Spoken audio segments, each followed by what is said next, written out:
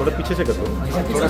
Special task force ने कुख्यात अपराधी राकेश उर्फ काला खैरमपुरिया की सफल गिरफ्तारी के साथ एक महत्वपूर्ण उपलब्धि हासिल की है।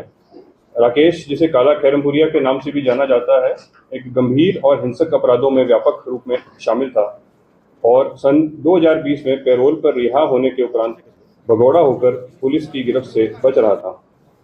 इस दौरान उसने भारत में रहते हुए और बाद में विदेशों जैसे यूएई, आर्मेनिया और थाईलैंड जैसे देशों में रहकर भारत में आपराधिक गतिविधियों को अंजाम देना जारी रखा।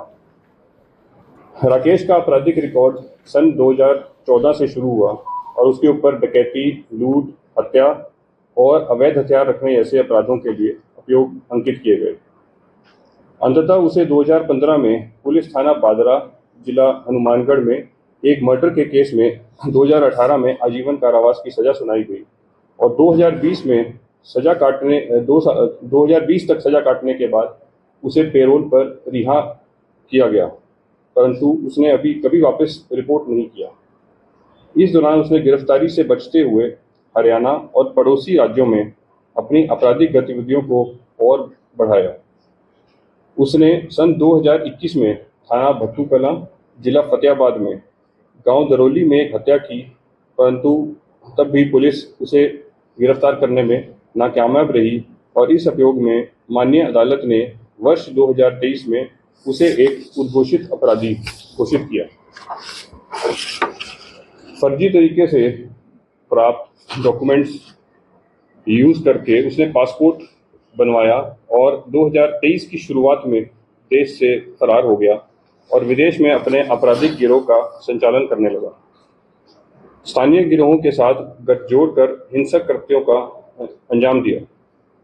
उसके संपर्क कुख्यात आपराधिक समूहों जैसे हिमांशु भाऊ गैंग और नीरज फिरोजपुरिया गैंग के साथ फैले हुए हैं और इनके साथ योजना बनाकर राकेश उर्फ काला ने कई हाई प्रोफाइल अपराध जैसे टारगेटेड किलिंग, एक्सटॉर्शन और रैंसम कॉल्स की घटनाओं को अंजाम देने में मुख्य भूमिका निभाई।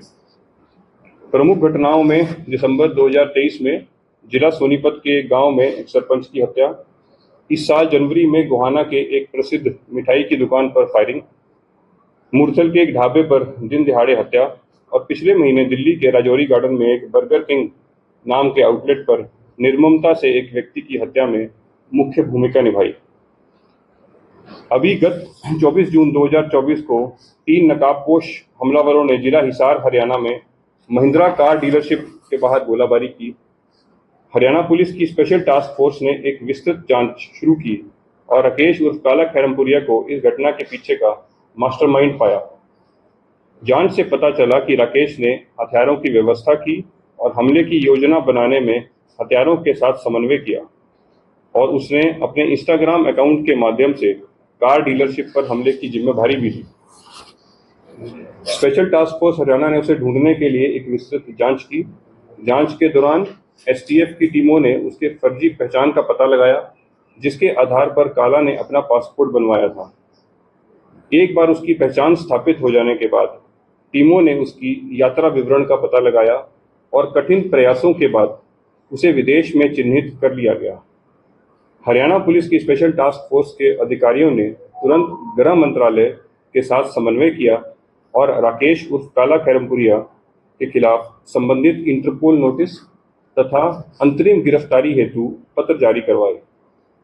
गृह मंत्रालय ने मामले को तुरंत संज्ञान में लिया और भारत और विदेश में विभिन्न एजेंसियों के साथ समन्वय स्थापित किया।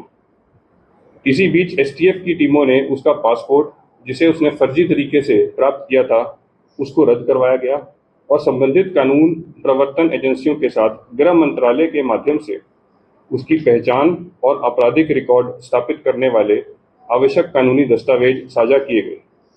इस सहयोगात्मक प्रयास के कारण राकेश उर्फ काला के विदेश से भारत लाया जा सका।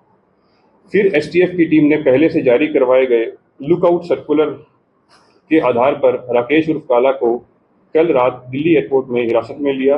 विस्तार से पूछताछ करने के उपरांत राकेश उर्फ काला को विधिवत रूप से गिरफ्तार किया गया तथा आज उसे अदालत में पेश करके पुलिस रिमांड के लिए आवेदन किया जाएगा।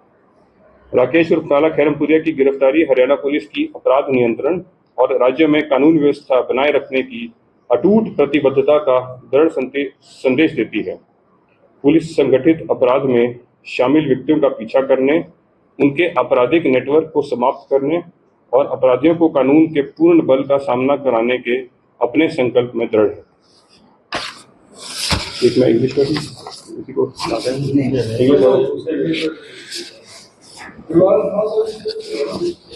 हाँ जी, इसमें रिवॉर्ड भी था 1.5 लाख। अलग अलग मामले में 25-25 का 2 जगह है। आपराधिक मामले में कितने दर्ज हैं? इसके ऊपर 15 आपराधिक मामले दर्ज हैं।